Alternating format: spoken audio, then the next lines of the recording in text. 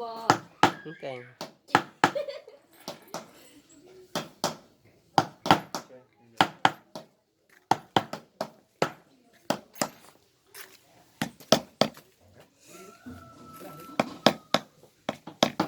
Đây anh đứng xem. Vâng.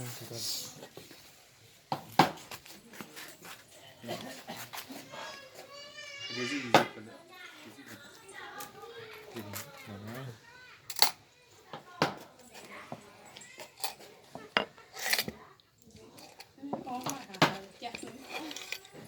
Thì miền này chạm hà đấy.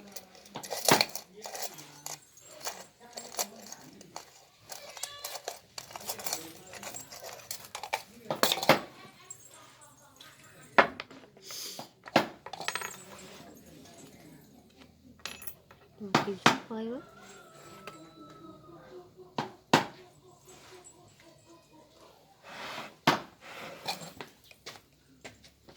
Cái mắng của chào. Cái này cả hai mặt đều như thế, giống nhau đúng không? Đấy, đấy. Kêu như thế là kêu như của kêu cái này nhưng mà bên trong đẹp. Đấy.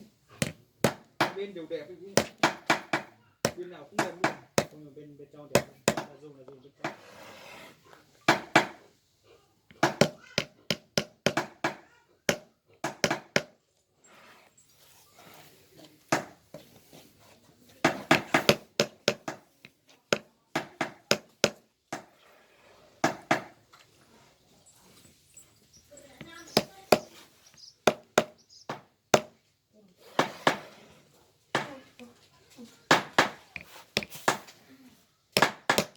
Có cái đồ bạc nào to mà mình mang về mình đánh cảm được không?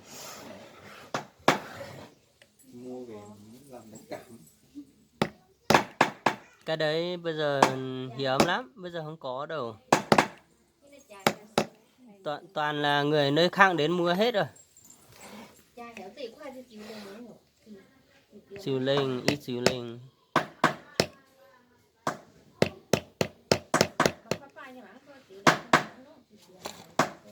Bò hai hãy có ít xỉu phơi có bò. Rồi này bố mạng số anh nhục số này chai à.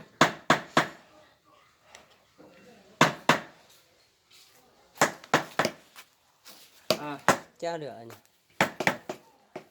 Mãnh ơi, máy của em còn dùng nữa.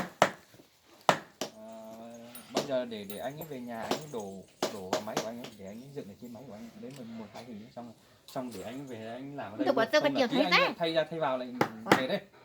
Vâng. Đó. Lấy hình anh ấy dựng những cái này này. Vâng. Bởi vì là ở nhà anh ấy có cái phần dựng ở đấy. Không, nhưng mà anh toàn làm bằng trên điện thoại thôi. Có phần dựng ở trên điện thoại gì? Có nghĩa là cái phần mà cắt ghép chỉnh sửa ở trên điện thoại có. Ở máy tính cũng có. Máy tính không làm.